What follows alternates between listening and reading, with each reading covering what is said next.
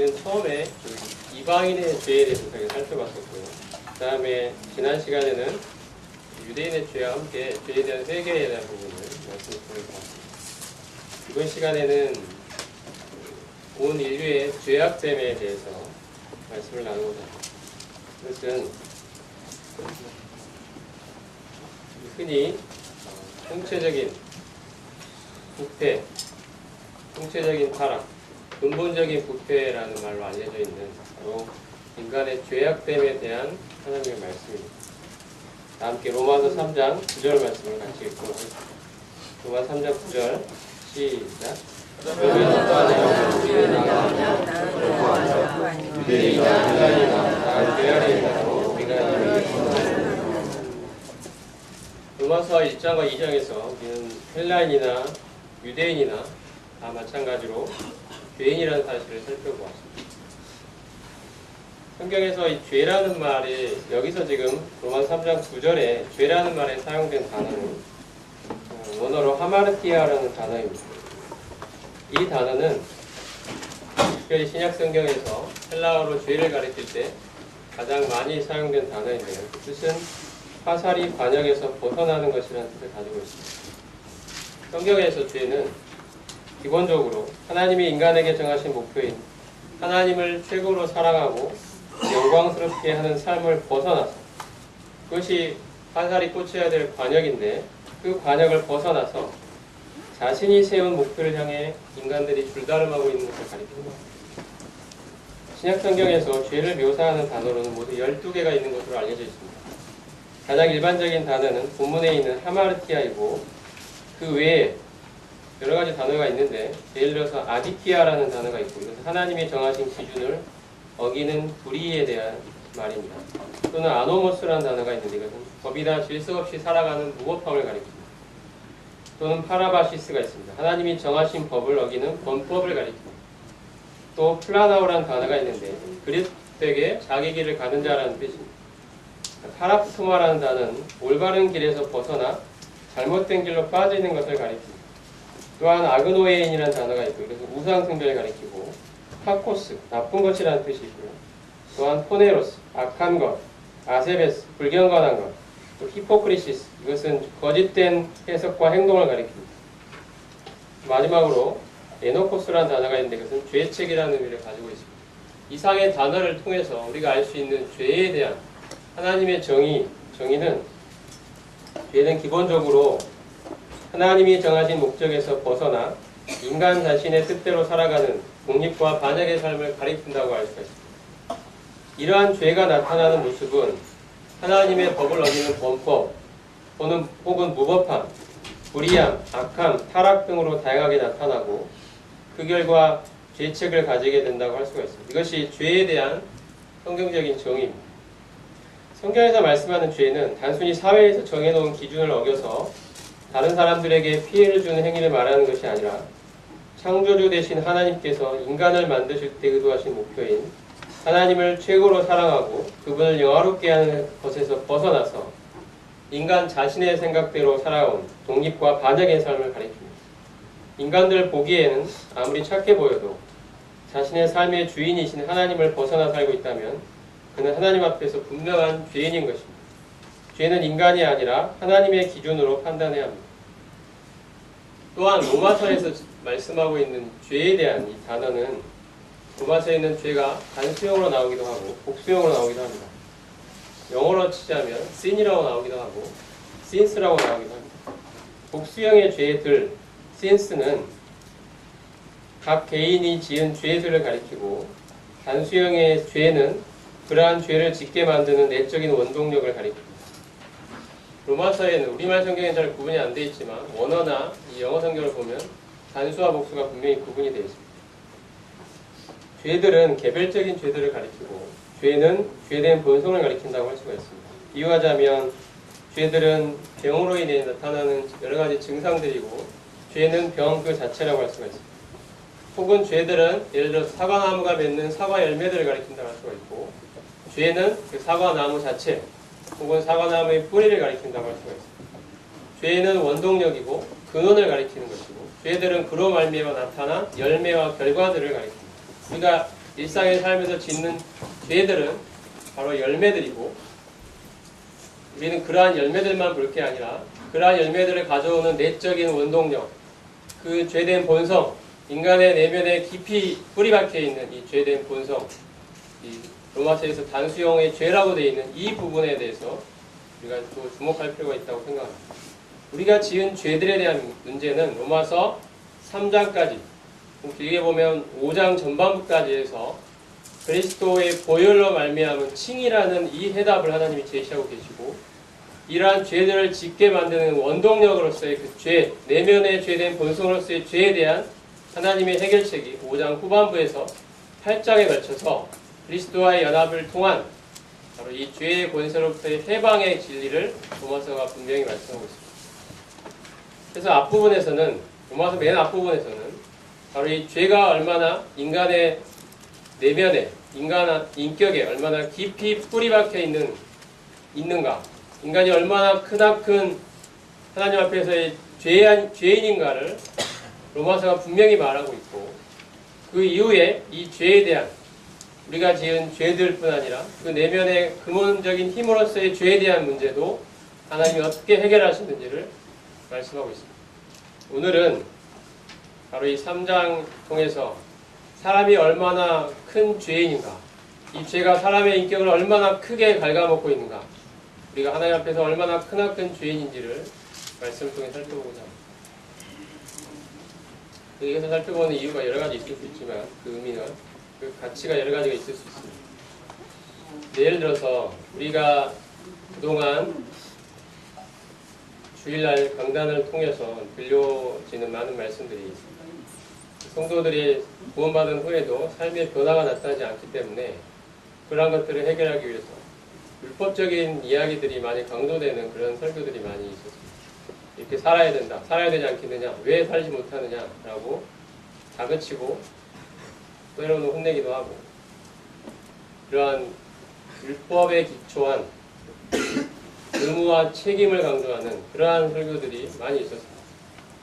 구원받은 후에도 삶의 변화가 나타나지 않으니까 그걸 통해서, 율법을 통해서 그러한 문제를 해결해 보려고 하는 시도입니다.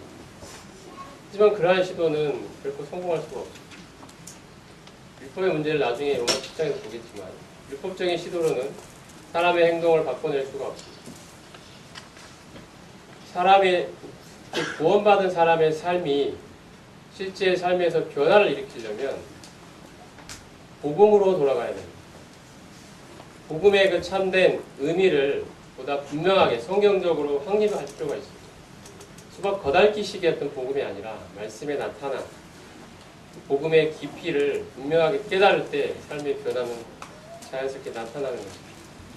복음이, 우리가 생각하는 복음이 단순히 죽어서 하늘나라 가는 것에만 국한되어 있고 그것만이 복음이라고 생각하기 때문에 그러한 복음을 받아들인 사람의 삶에 왜 변화가 나타나지 않는지를 궁금해하면서도 그에 대한 근본적인 해답을 제시해주지 못해왔습니다. 그것은 바로 복음이 가지고 있는 그 풍성함과 깊이를 그대로 우리가 깨닫는 데 있는 것입니다. 오늘도 죄에 대한 이야기를 하는 것은 죄가 복음의 일부이기 때문입니다. 우리가 죄를 피상적으로 이해하게 되면 그 죄로부터 용서받고 죄사함 받았다는 그 사실도 아주 피상적이고 깊이가 얕을 수밖에 없고요. 그로 말미암아 정말 죄사함을 받은 자의 삶에 나타나는 그 하나님께 대한 헌신과 하나님께 대한 사랑, 하나님을 경외하는 삶이 나타나지 않는 것입니다. 죄에 대해서 자신이 얼마나 하나님 앞에 크나큰 죄인인지를 깊이 있게 이 복음을 통하여 깨달을 때 이러한 죄로부터 용서하신 하나님의 그 크신 사랑에 대해서 우리는 더 깊이 있게 알게 되고, 이러한 하나님께 나의 삶을 온전히 바치고 드리는 삶이 너무도 당연하고 마땅한 그 결과물로 따라오게 됩니다.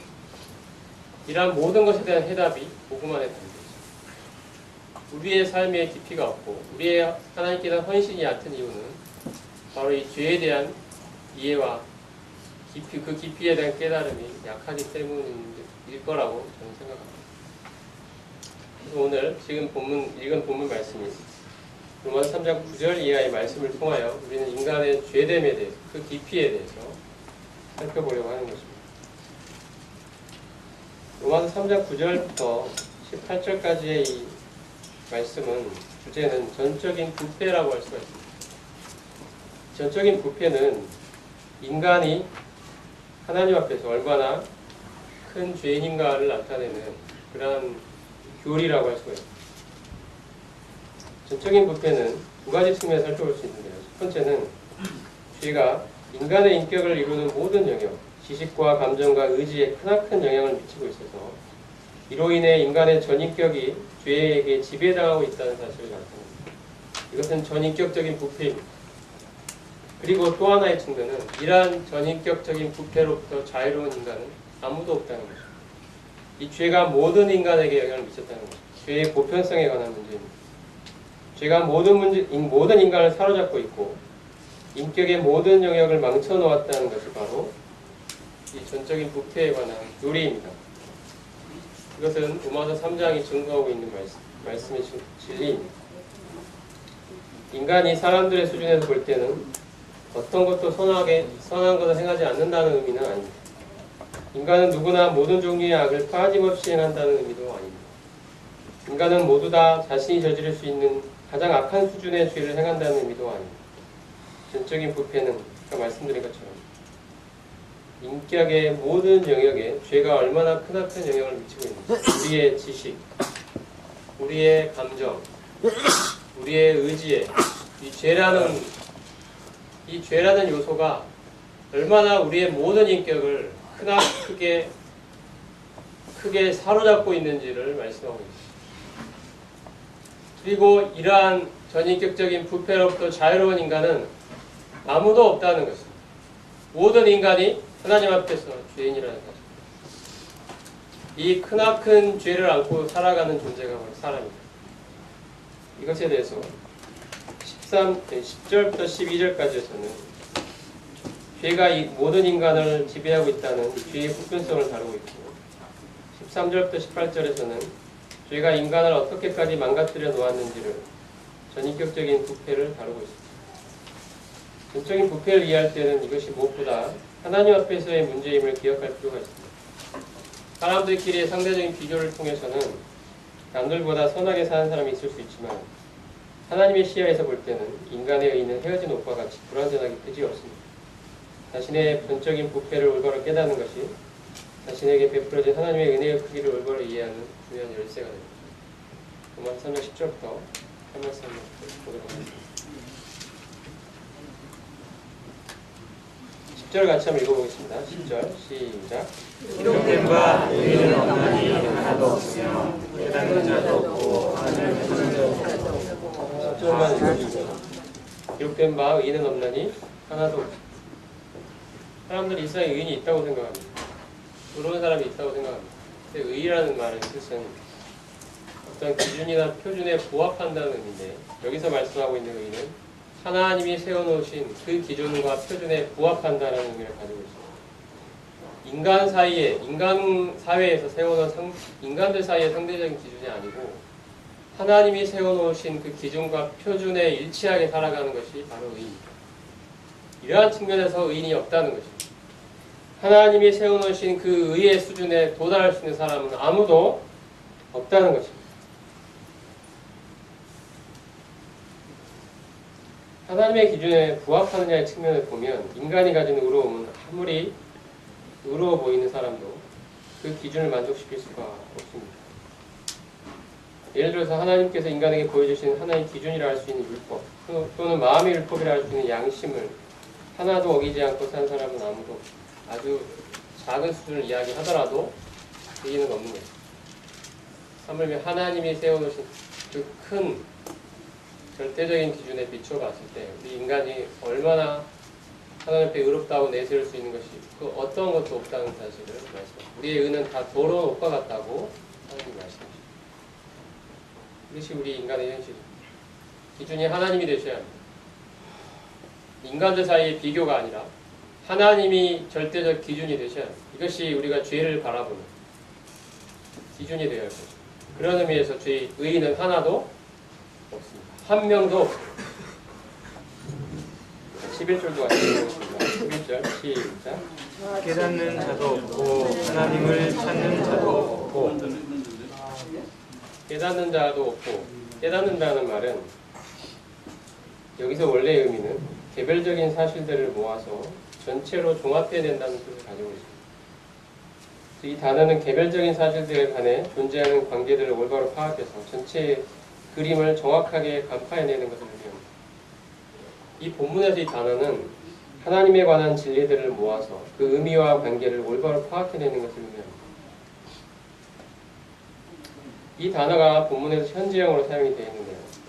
그것을 고려해서 보면 깨닫는 자도 없고라는 말의 뜻은 하나님에 관한 진리들이 담고 있는 의미를 계속해서 깨닫고 있는 사람이 없다는 뜻입니다.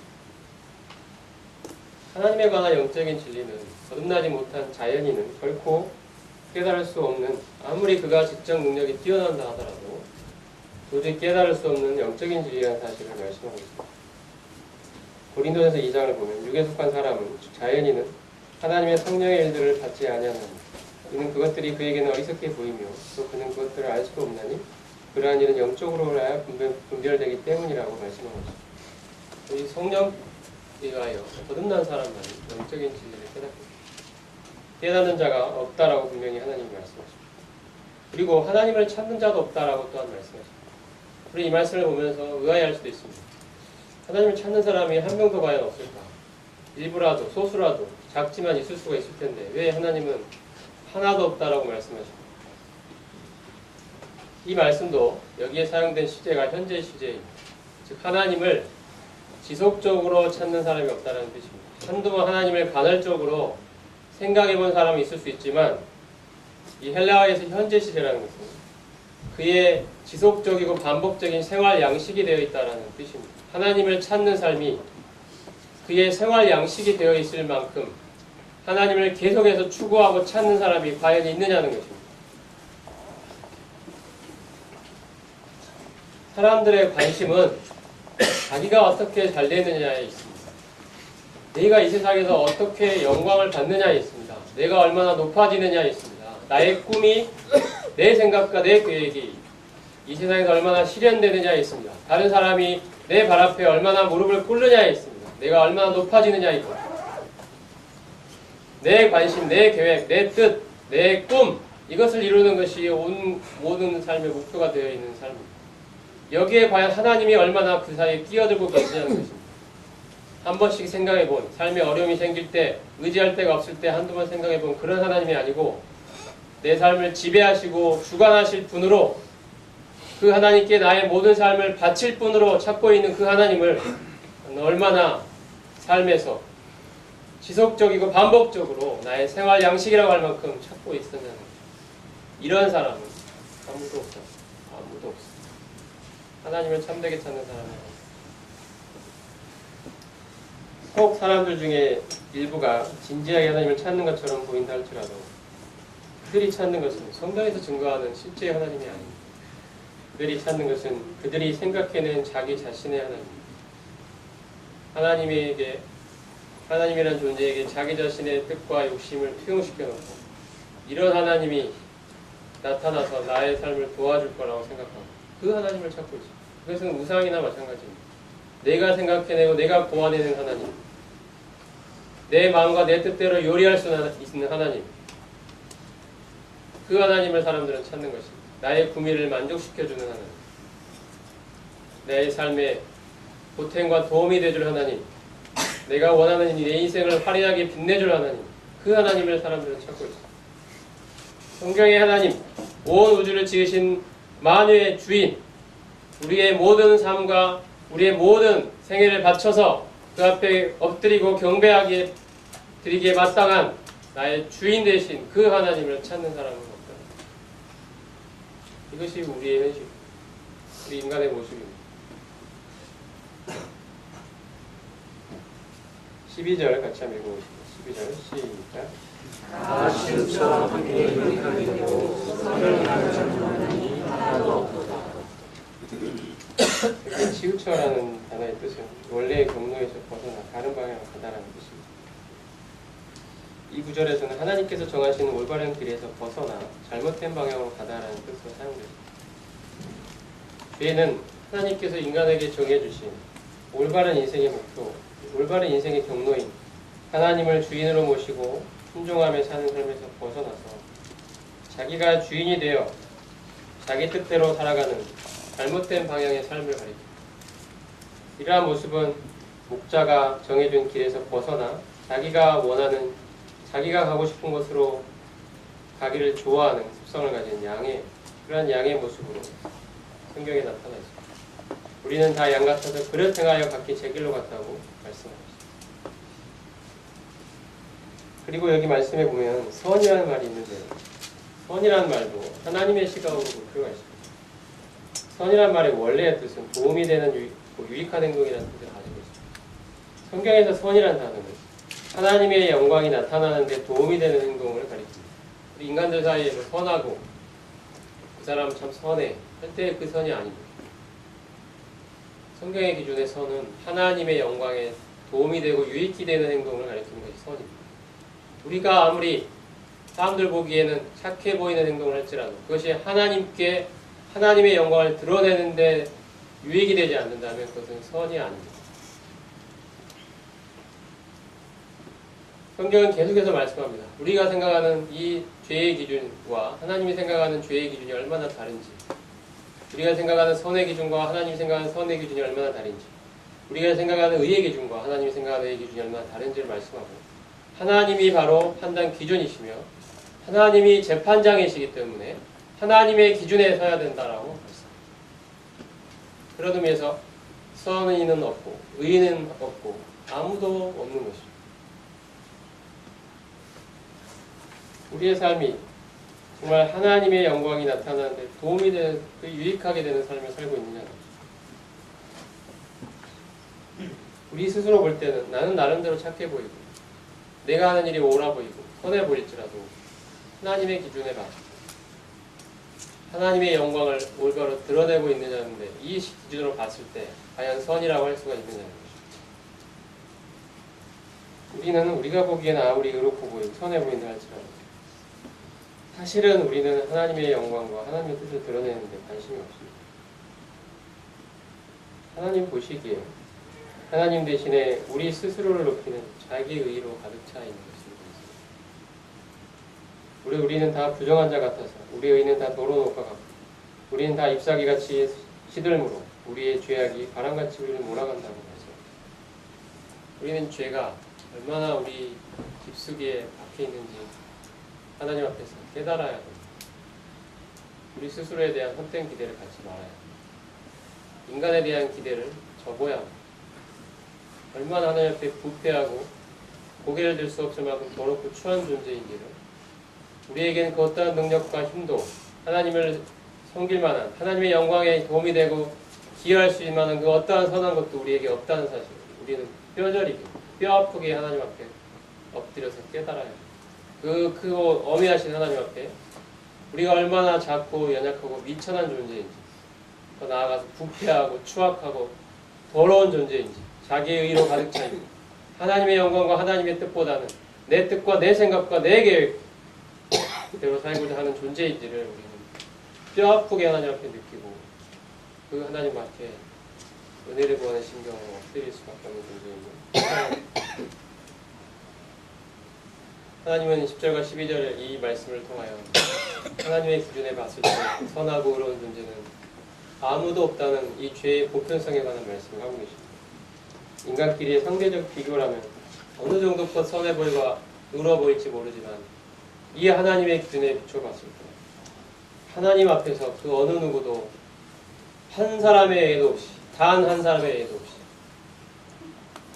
모두 다 의인이 없고 악인뿐이며 선인이 없고 악인뿐이라고 말씀하십니다. 그 다음에 13절부터 18절까지 말씀에서는 이 죄가 인간의 인격에 얼마나 깊이 뿌리박혀 있는지를 말씀하고 있습니다. 죄의 영향력으로부터 우리의 인격이 얼마나 지배당하고 있는지를 알아보고 있습니다. 자, 13절 말씀을 한번 읽어보겠습니다. 13절 시작. 그들의 목구멍은 열린 무덤이요 그들은 죽음을 일삼으며 그들은 도사의 독이 있고. 열린 무덤이라는 표현은 그 안에서 시체의 썩은 악취가 나는 부패한 곳이라는 겁니다. 유대인들은 죽은 사람의 시체를 동굴에다가 묻었는데 동굴의 입구를 돌로 막는 형태의 무덤을 만들었다고 합니다. 열려있는 무덤이라는 표현은 무덤의 입구를 가리고 있던 돌이 치워지고 무덤이 열려 있어서 그 안에 있는 시체에서 나오는 그 썩은 악취가 진동하는 밖으로 나와 퍼져나오는 모습을 묘사한 것입니다. 이것은 아마도 인체의 입속 모양이 형태적으로 동굴과 유사하고 그 안에 있는 혀에서 온갖 악한 냄새가 나는 말들이 쏟아져 나오기 때문에 이러한 비유를 한 것이 아닌가 생각이 듭니다. 예수님께서는 겉과 속이 다른 서기관들과 바리새인들을 향하여 이와 유사한 비유를 사용하신 적이 있습니다. 화 있을진저 외식하는 서기관들과 바리새인들이여 회칠한 무덤 같으니 겉으로는 아름답게 보이나 그 안에는 죽은 사람의 뼈와 모든 더러운 것이 가득하다. 주님의 말씀입니다. 우리의 이 혀가 이 말에 관한 부분입니다. 말로 내 혀로 입술로 온갖 더럽고 추한 악한 말들이 쏟아져 나오는데요. 이것은 단순히 말이 그렇다는 게 아니고 말은 자기 인격의 표현입니다. 우리 속 사람이 그렇다는 거죠. 우리의 속이 하나님 말씀하시는 것입니다. 말을 통해서 나타나는 것을 볼 때 우리의 속이 얼마나 더럽고 부패하고 추한 존재인지 말씀하고 있는 거죠. 이 열린 무덤과 같은 그 속에서 악취가 나는 그러한 말을 쏟아낼 수밖에 없는 그 정도로 이 악한 것들이 내면에 가득 찬 존재라는 거죠. 그것이 지금 하나님 말씀하시는 거죠. 우리의 내면의 인격이 죄로 얼마나 지배당하고 있는지 말씀하고 있어요. 온갖 부패와 더럽고 추악한 이 죄가 우리 안에 가득하다는 거죠. 독사의 독이 있다고 말합니다. 독사는 헬라어로 아스피스라는 단어인데 입술 아래에 있는 주머니에 치명적인 독을 품고 있어서 물리면 곧바로 즉사할 수밖에 없는 이집트 코브라를 가리킵니다. 바울은 인간의 입에서 나오는 독한 말이 얼마나 남에게 큰 피해를 미칠 수 있는 것인지 독사의 독을 비유를 들어 설명합니다.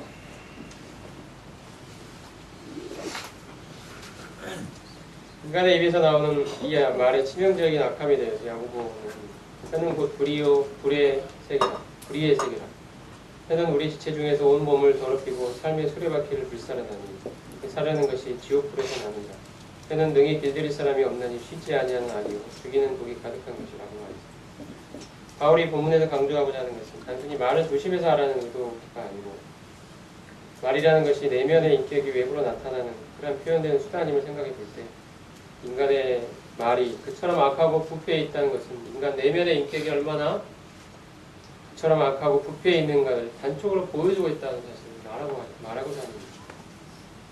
죄로 인해 오염되고 왜곡된 인격의 부패함이 얼마나 우리가 생각할 것보다 훨씬 더 크고 심각한 것인지를 그가 내뱉는 말을 통해 여실히 드러내고 있다는 사실입니다.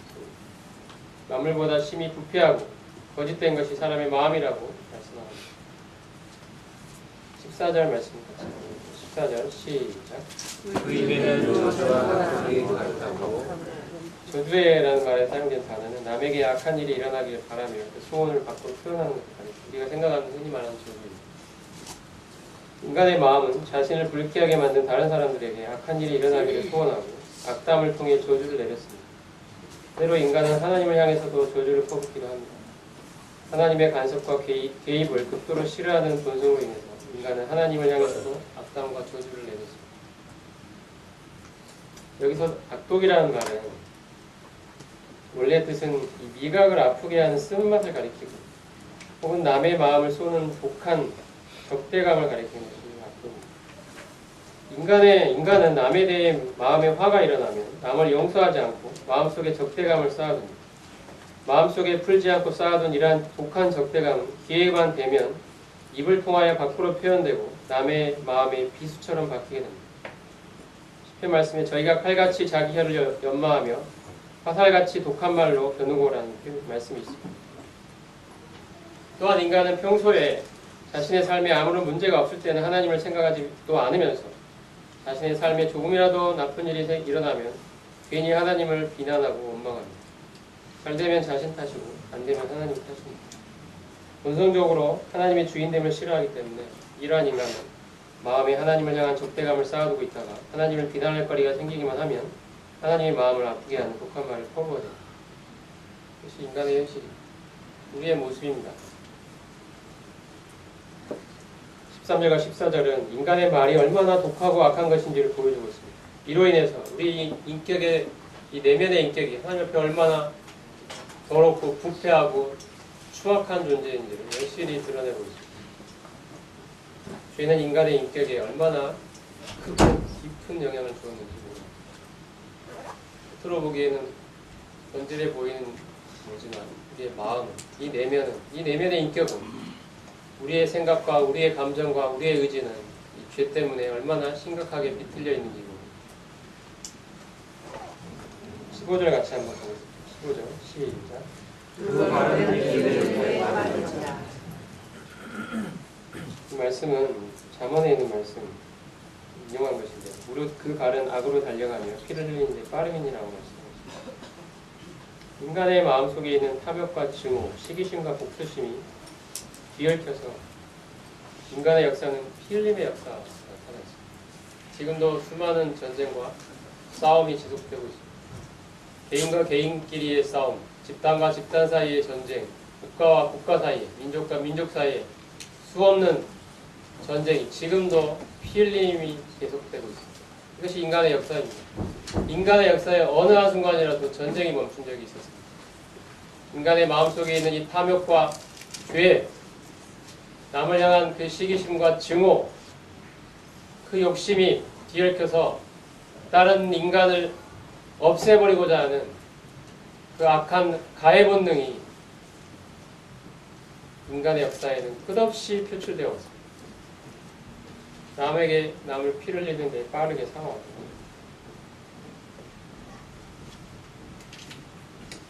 혹시 나는 남을 때린 적도 없고 살인을 저진 적도 없다고 생각하는 분들이 있을지 모르지만 자신을 비방하고 무시하는 사람을 향해서 잠시라도 마음속에서 극도로 미워한 적이 없다고 한 번도 말할 수 있을 사람이 있겠습니까? 그런 적은 난 한 번도 없고 그런 사람이 있겠습니까? 그때 주변에 지켜본 사람이 아무도 없고 그 사람이 나를 알아볼 수 없는 상황이었다면 그 사람이 틈을 보일 때 나 역시 그에게 폭력을 가하고 그를 제거하려 들지 않았을 것이라고 누가 자신 있게 장담할 수 있겠습니까? 단지 기회가 없었을 뿐이지 나의 마음은 이미 폭력과 살인을 저지른 것이나 마찬가지입니다. 아담이 하나님의 주인됨을 저버리고 자신이 주인이 되고자 하는 하나님의 금하신 열매를 먹고 타락한 이래로 이 후손으로 태어난 모든 인류는 이러한 폭력성이 내재된 죄인으로 태어났습니다. 우리 어린아이를 보더라도 알 수가 있습니다.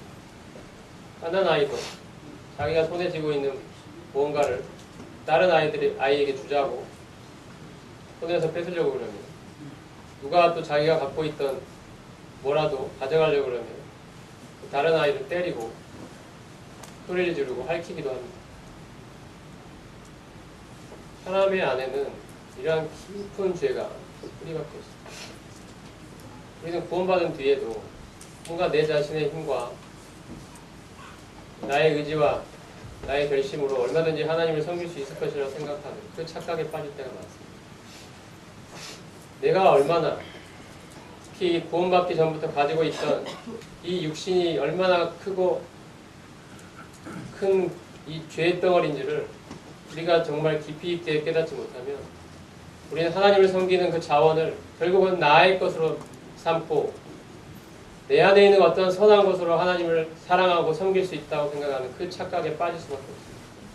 내가 얼마나 부패하고 추악하고 더럽고 영적으로 무능력하고 타락한 존재인지 우리는 깊이 있게 정말로 하나님 앞에 깊이 있게 깨달을 필요가 있습니다. 나에게는 그 어떠한 가능성도 선한 것도 없는 존재라고 하나님 앞에 무릎을 꿇고 고백해야 합니다. 진심으로 고백해야 합니다. 나는 그렇게까지 악한 사람은 아니야. 나는 물론 죄인인 건 맞지만 내 안에 선한 것도 있어. 나는 얼마든지 결심하면 하나님을 잘 섬길 수도 있는 존재야. 라는 마음이 우리 가운데 있다면 우리는 이런 말씀들을 통해서 우리 인격을 사로잡고 있는 죄의 깊이를 보아야 합니다. 나는 내가 생각하는 만큼 그렇게 깨끗하고 잘난 존재가 아니다.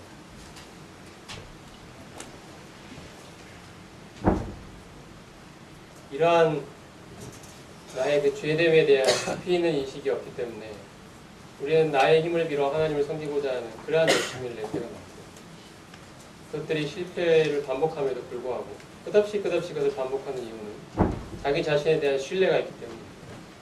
그것이 사라지지 않기 때문에 나는 말로는 그렇지 않다고 하면서도 결국은 내 자신을 신뢰하고 하나님을 신뢰한다고 말하면서도 결국은 나를 신뢰하고, 이것이 우리가 내가 얼마나 크고 부패하고 큰 죄인인지를 깨닫지 못했을 때 생기는 문제입니다.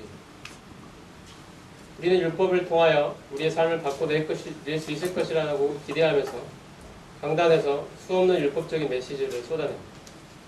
당신들은 결심을 바꾸고 이제 새롭게 결심하여 하나님을 잘 섬기시오라고 이야기합니다.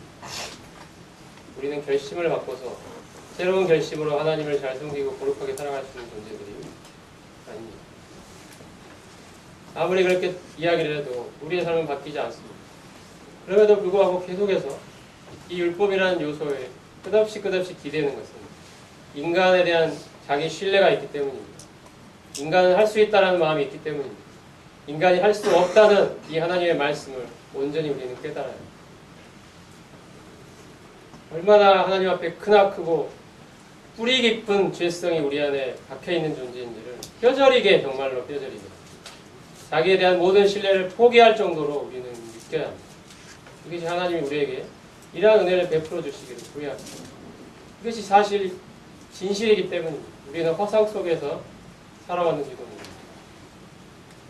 우리의 진실은 무엇이냐면 하나님 앞에서 그 어떠한 가능성도 1%의 가능성도 내세울 수 없는 부패 덩어리에 무능력 덩어리에 죄인들인 것입니다.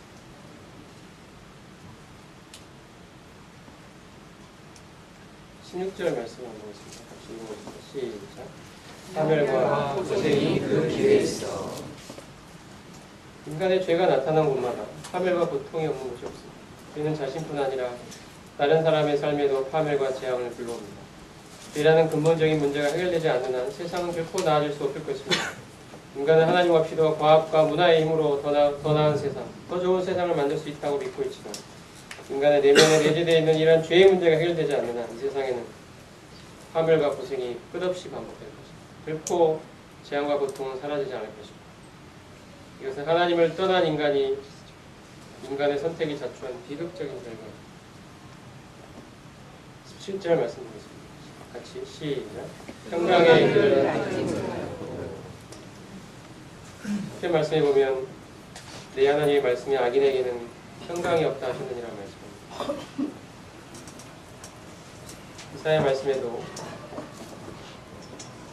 이사야 말씀에 여호와께서 말씀하시되 악인에게는 평강이 없다 하셨느니라. 하나님을 떠난 죄인의 삶에는 평안이 없다라고 성경이 일관되게 말씀합니다. 하나님으로부터 독립하여 인간의 힘으로 사회를 세우면 더 나은 세상을 만들 수 있을 것이라는, 행복과 평안이 가득한 세상을 만들 수 있을 것이라는 인간의 기대는 그들 안에 내재되어 있는 이 죄의 문제 때문에 처참하게 무너졌습니다. 지금까지 인류 역사가 잘 보여주고 있습니다. 인간이 하나님을 떠난 결과는 가인의 삶에서 보여주듯이 피 흘림이고, 유대인에 대한 나치의 대학살에서 보듯이 학살이며, 인간의 역사에 지금까지 끝없이 이어져 온 셀 수 없는 수많은 전쟁들입니다. 그들은 진정 평안의 길을 모르고 살아온 것입니다. 자신을 지으신 하나님을 떠나 스스로 자기 인생의 주인이 되고자 독립과 반역의 길을 걸었던 인류의 역사에 단 한 번이라도 이 전쟁이 그친 적이 있었습니다. 전쟁이 그치고 평화가 찾아온 적이 있었습니다. 우리는 지금도 전쟁의 위협 속에서 살고 있습니다.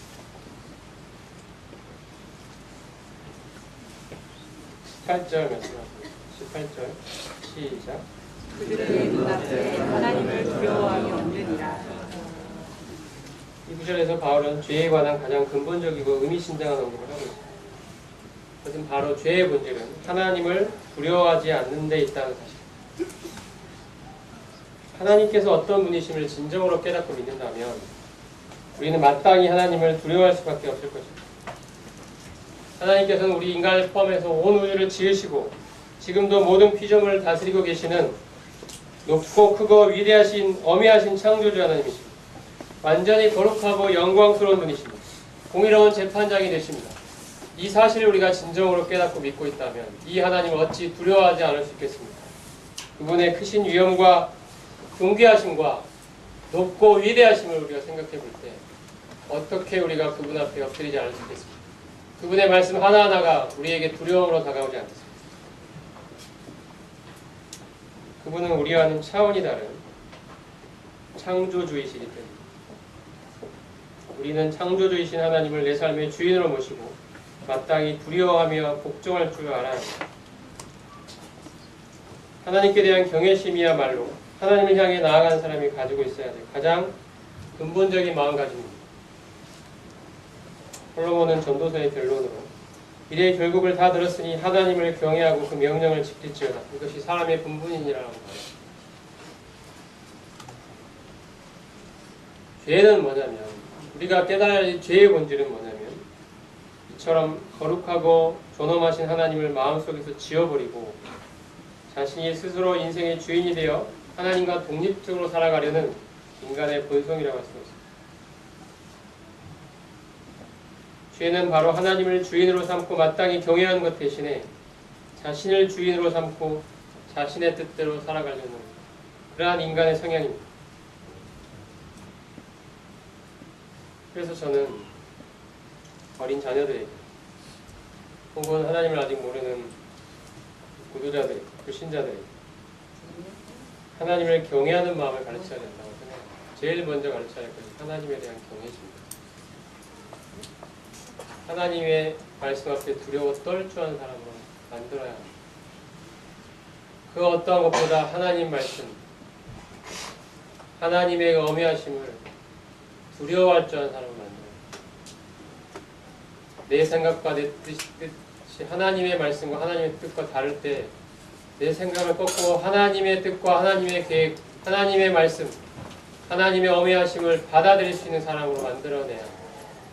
이것이 하나님 앞에 나아가는 사람이 가져야 될 가장 기본적인 마음가짐입니다. 하나님을 두려워하지 않는다면 어찌 죄를 깨달을 수 있겠습니까? 죄는 바로 이 두려워할 하나님에 대한 반역이기 때문입니다. 죄의 깊이를 깨달으려면 하나님을 두려워하는 마음이 있어야 합니다. 이것이 없다면 우리는 죄의 그 참된 깊이를 알 수도 없고 깨달을 수도 없습니다. 죄를 피상적으로만 그저 다른 사람에게 좀 나쁜 짓 하고 마음속에 나쁜 생각 품고 이러한 도덕적인 수준으로 격화시켜버린다면 우리는 도저히 하나님이 말씀하시는 그러한 삶으로 나아갈 수 없습니다.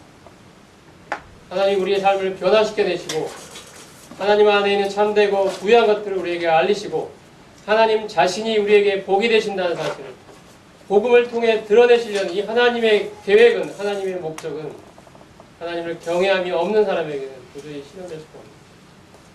그 첫 출발, 첫 단추가 하나님을 경외함에 있습니다. 우리의 죄가 용서받고 환란을 갈 수 있게 되었다는 사실을 말하기 전에 어린 자녀들에게 하나님 경외함을 가르치십시오. 하나님 얼마나 두려워할 존재인지 알려주십시오. 하나님이 누구인지 알려주십시오. 하나님이 어떠한 존재인지를 알려주십시오. 우리가 그 앞에 두려움 속에 떨어야 되는 존재임을 알려주십시오. 하나님의 그 무서움을 알려주셔야 됩니다. 이것이 먼저 바탕이 돼요. 그러한 이 무서워야 할 하나님, 경외해야 될 하나님, 두려워할 하나님 앞에 그 하나님의 심판과 그 하나님의 정죄 아래 있다는 것이 얼마나 정말 끔찍한 일인지를 알려주십시오. 이 첫 출발은 하나님이 어떤 분이신지를 알려주십시오. 이러한 바탕에서 죄를 깨닫게 해야 합니다. 죄가 단순하고 피상적인 이 죄가 아닙니다. 이 안에 깊이 뿌리 박혀 있는 무서운 것임을 알려주십시오. 이 죄의 본질이 이 두려워할 하나님을 마땅히 경외하지 않고 주인 삼지 않는 것이라는 사실을 알려주십시오. 이것이 바탕이 되어야 됩니다.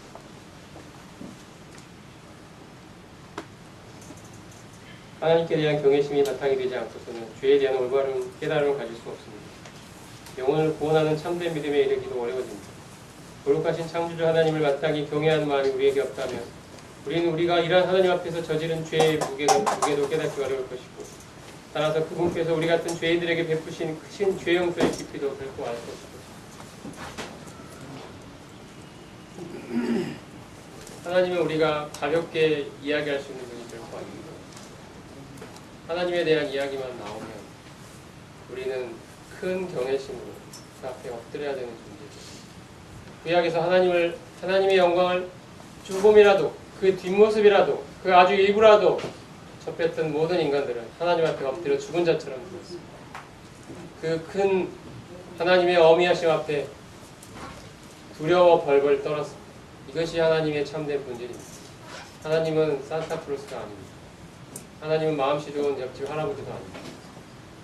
내 생일날 나타나서 나에게 선물을 가져다 주는 존재가 아닙니다. 하나님은 맥도날드가 할아버지 같은 KFC의 그 할아버지 같은 그 수염이 덥수룩한 그런 친구 같은 그런 존재가 아닙니다. 하나님은 온 우주, 크고 광대하신 우주를 지으신 창조의 주인이십니다. 어미하신 창조주이십니다.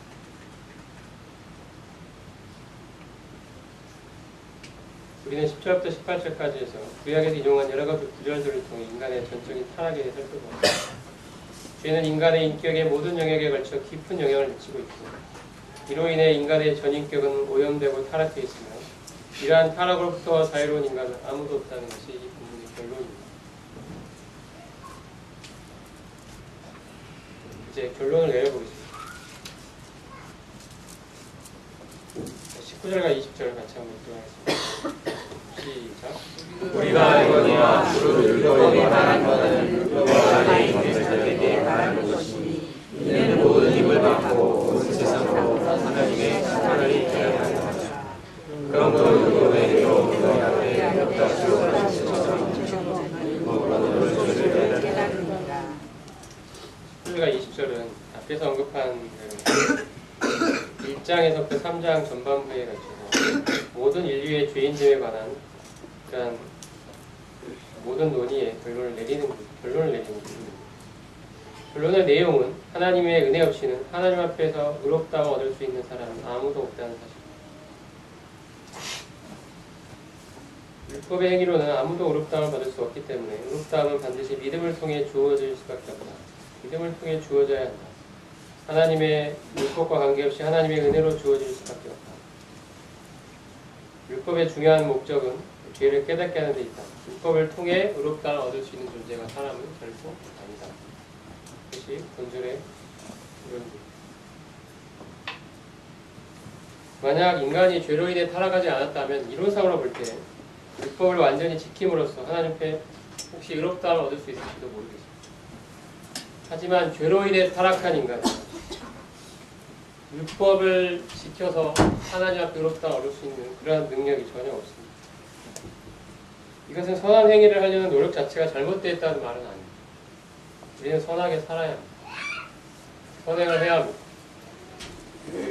이 말의 뜻은 인간에게는 선한 행위와 같은 인간 자신의 노력을 통해서 의롭다함을 얻을 수 있는 그런 능력이 없다는 사실. 선행은 의롭다함을 얻기 위한 근거나 수단이 아니라 의롭다함을 받은 사람을 통해서 나타나야 하는 열매라고 이해할 수 있습니다.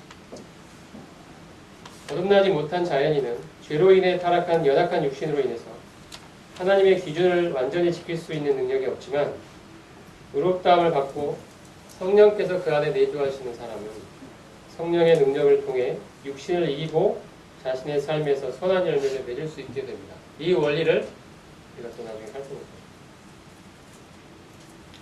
오늘 본문을 통해 우리는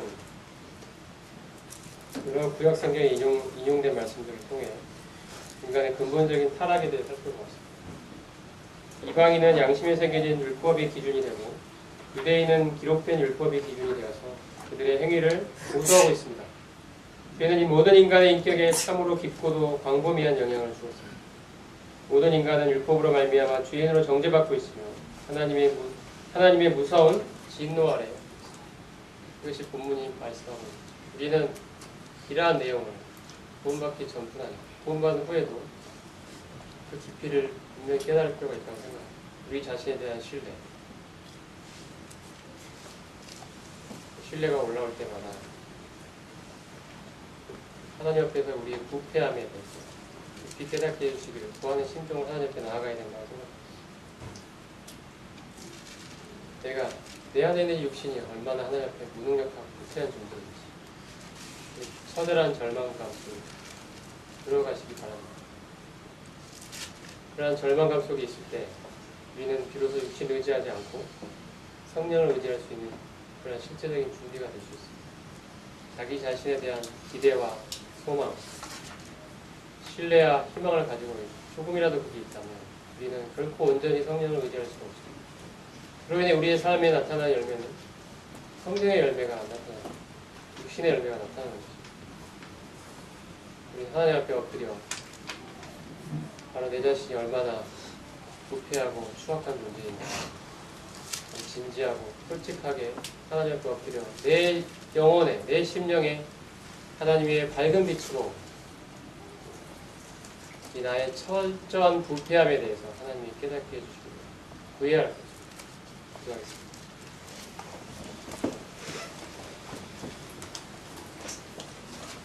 하나님, 우리는 우리 자신이